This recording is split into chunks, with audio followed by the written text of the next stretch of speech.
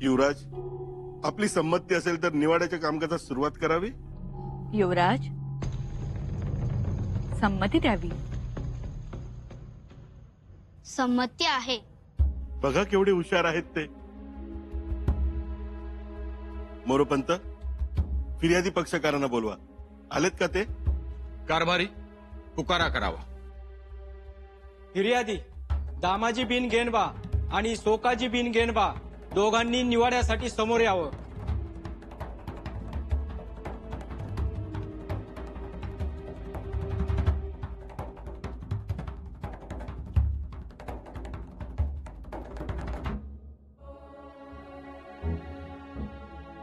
तक्रार कोणाची आहे विचारा.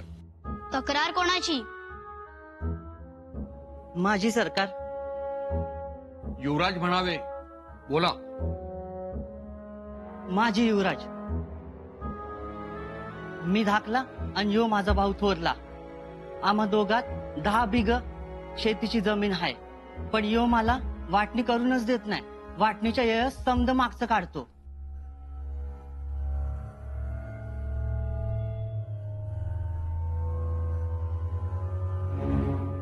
विचारा. मागचं म्हणजे विचारा. मागचं म्हणजे? मागचं म्हणजे तो म्हणतो मी तुझ्यासाठी लई कष्ट केलं, तुझं लगीन करून दिलं, तुला खायला प्यायला घातलं, यात त्याचा खूप खर्च झाला, म्हणून त्याला शेतीसाठी 6 बिघ जमीन पाहिजे. आता तुम्हीच सांगा युवराज, माझं काय चुकलं? याला लहानाचा मोठा केला, मग मला नको का मोठा वाटा? अरे पण निम्म निम्म घे की. कसं निम्म घ्यावं? त्याला मी फौजत बी ओळखीनं ठेवलाय. काय करतोस तू फौजेत? ना मशालजी आहे. म्हणजे मिळकत आहे का नाही? माझं तसं नाही. मला कोण दाम देणार? त्याने तर फुटकी कवडी बी दाखवली नाही कधी. मग मी म्हणलं नको दाखवू, मी 4 बिघच जमीन देणार फक्त.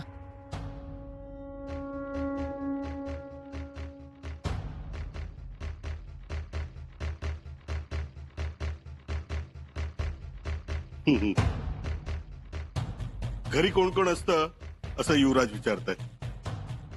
आम्ही दोघं, आमची बायका पोरं आणि आई, पण चुली वेगळ्या आहेत. मातोश्री.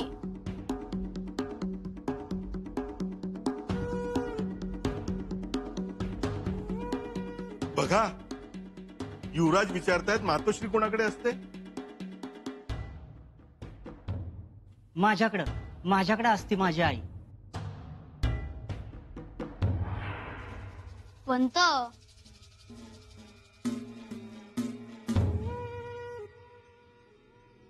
काय?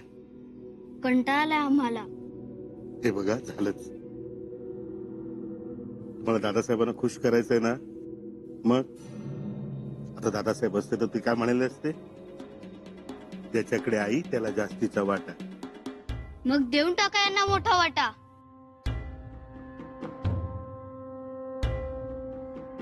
बघा, केला न्याय. आमच्या एवढ्याशा युवराजांनी न्याय केला. खरंच मातृभक्त आहेत. योग्य न्याय केला. 6 भाग आई सांभाळतो त्याला आणि 4 भाग आई सांभाळत नाही त्याला. धन्य झालो मायबाप, धन्य झालो.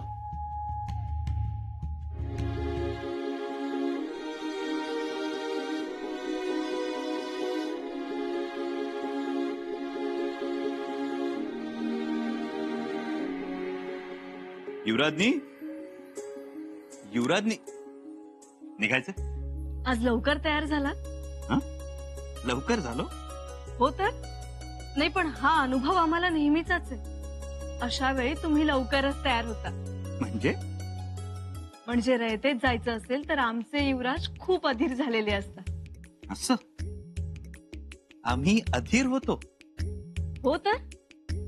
कधी एकदा रयतेत जातोय, कधी त्यांच्याशी बोलतोय, कधी त्यांच्यासोबत बसतोय, असं होतं तुम्हाला. असं होतं खरं. आम्हाला वाटतं रयतेच्या दुःखात आपण विरघळून जावं. बाबासाहेब नेहमी म्हणतात, तुम्हाला भवानी मातेची पूजा करायची असेल तर माता भगिनींचं दुःख जाणा. महादेवाला अभिषेक करायचा असेल तर गोरगरिबांचे अश्रू पुसा. खरंच हो, आबासाहेबांनी सांगितलं आणि तुम्ही ते आचरणात आणलं. हो, हा रयतेचा लळा आम्हाला आबासाहेबांनीच लावला आणि हाच लळा आम्हाला बाळराजांना सुद्धा लावायचा.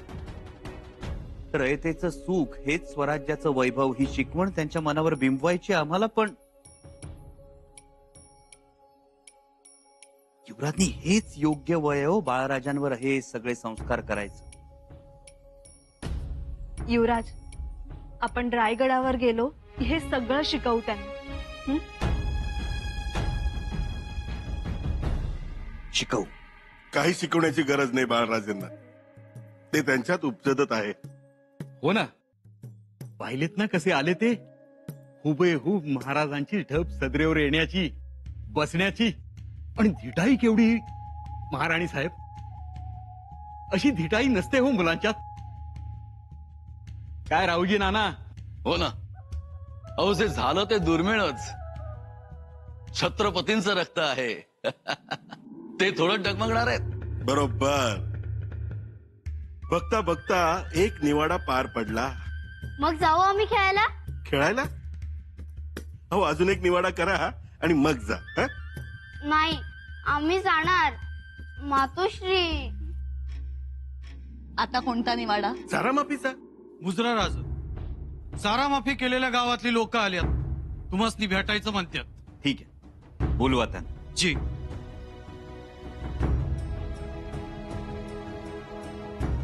युवराजनी या सारा माफीनं लोकांना जगण्याची उमेद दिली, एवढं खरं.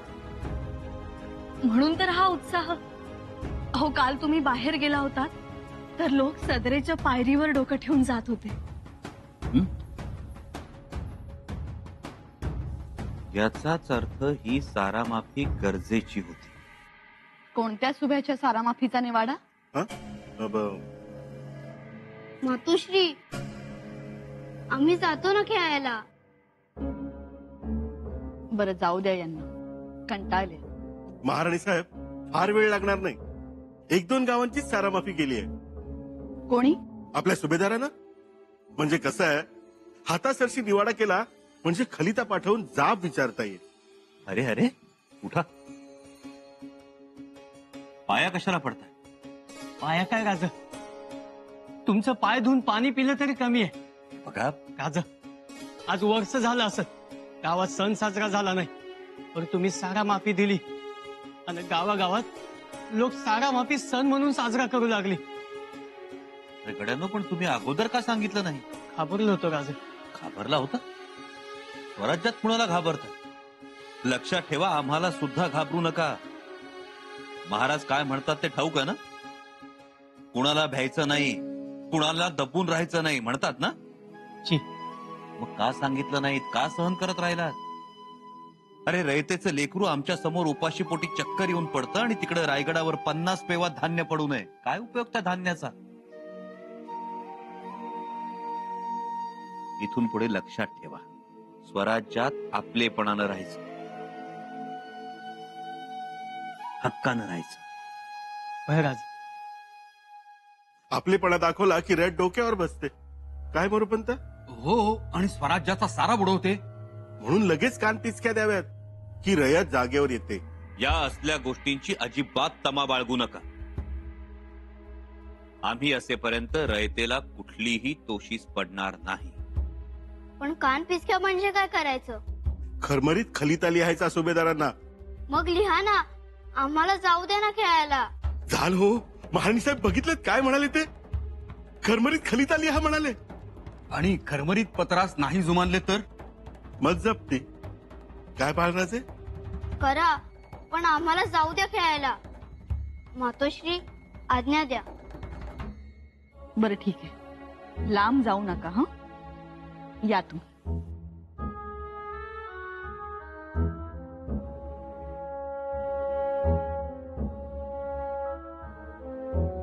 फार गुणवान आहेत नाही बाळराजे? हो, आणि आज्ञाधारक केवढे. हो, संस्कार महाराणी साहेबांचे आहेत. आज आम्ही धन्य झालो. बाळराजेंच्या पहिल्या निवाड्यास आम्ही होतो, त्याचा मोठा आनंद. आम्हालाही खूप आनंद झालाय. पारणेच भेटले. आता एकदम 2 थैल्या निघतील. एक बाळराजांच्या कौतुकाचा खलिता महाराजांना आणि दुसरा जप्तीचा. महाणी साहेब आहे ना आज्ञा? हो.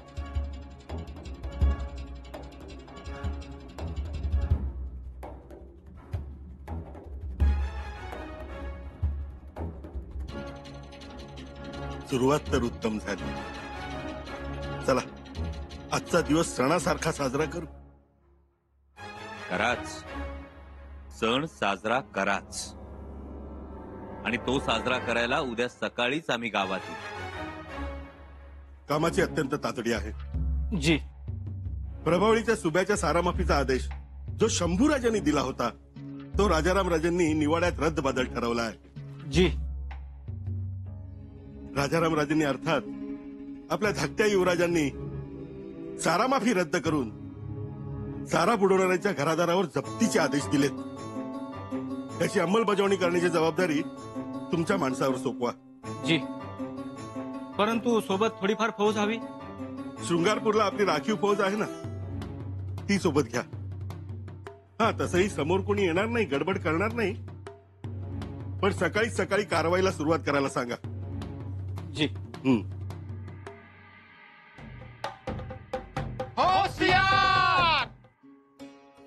बाळराजे, आज तुम्ही सदरेवर आलात. किती शोभिवंत दिसला. आमच्या डोळ्यांचे पारणे फेडले. तुम्हाला कल्पना नसेल, परंतु स्वराज्यातल्या रयतेचा एक निवाडा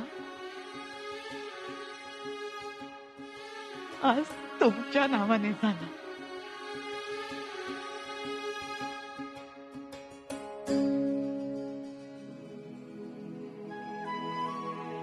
खरंच भरूच पावला आम्हाला. बाळराजे, लवकर मोठे व्हा, लवकर हुशार व्हा, बुद्धिवंत व्हा, कर्तबगार व्हा. छत्रपतींचे मूल आहात. तुमचा दरारा चारी दिशात पसरू द्या. आम्ही आहोत तुमच्या पाठीशी. आता महाराज मोहिमेवरून माघारी परतून येतील तेव्हा आम्ही तुमची ही निवाड्याची कर्तबगारी त्यांच्या कानावर घालू. त्यांनी तुम्हाला नावाजताना आम्हाला बघायचं. त्यांनी म्हणावं, सोयरा राणी साहेब, अहो बाळराजे तर आमच्यापेक्षा हुशार आहे. त्यांनी असं म्हणावं आणि आमच्या मनात साखर थैली फुटावी. बाळराजे,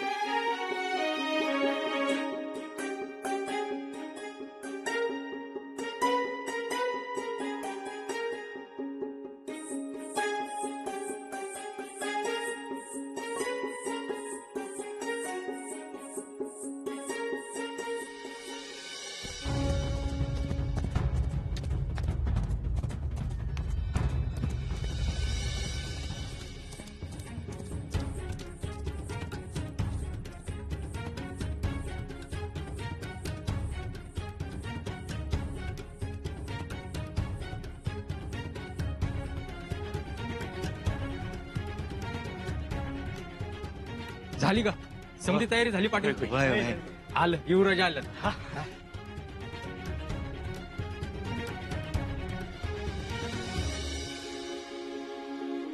युवराज शंभू राजांचा, युवराज शंभू राजांचा, युवराज शंभू राजांचा.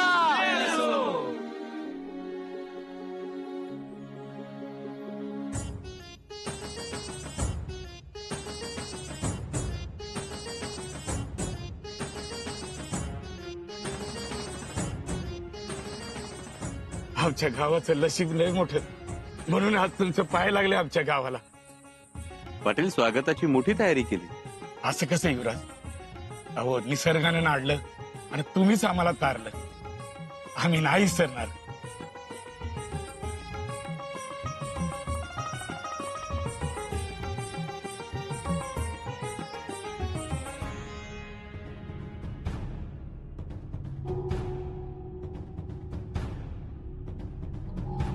या याच्यावरच ते चालत या. पांग फिटेल आमचं. या आमच्या गरिबीच्या पायघड्या, याच्यावर आपली पायधूळ झाडा. या पाटील, निष्ठा असू द्या पण लाचारी नको.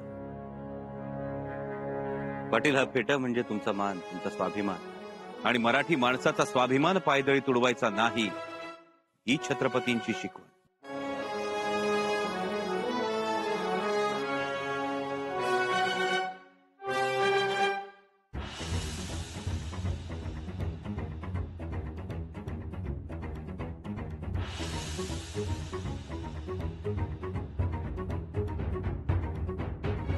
पाटील, युवराज असलो तरी माणूस आहोत आम्ही. माणूसच राहू द्या. युवराज शंभू राजांचा, युवराज शंभू राजांचा, युवराज शंभू राजांचा.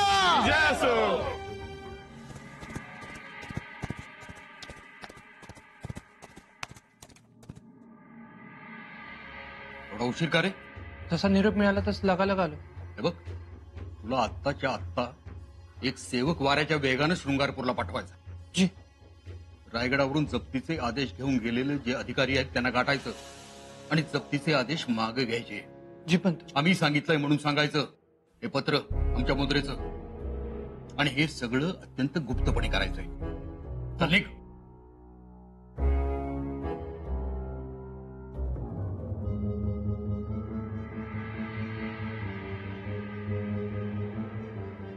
सापडाल.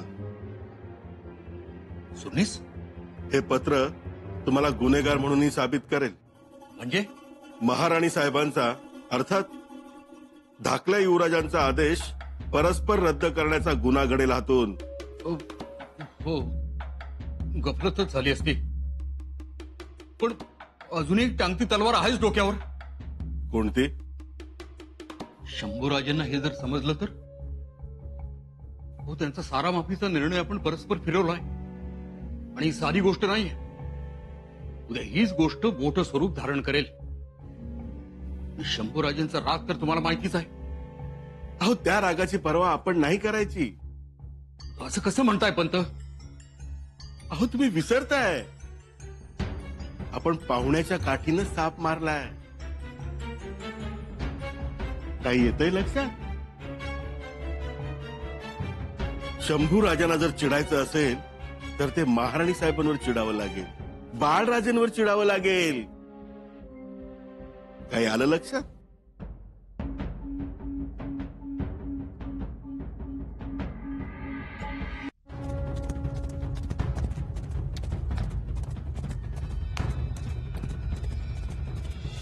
युवराज, अहो, ही सुवासच बसत नाही तुम्ही गावात आलात म्हणून.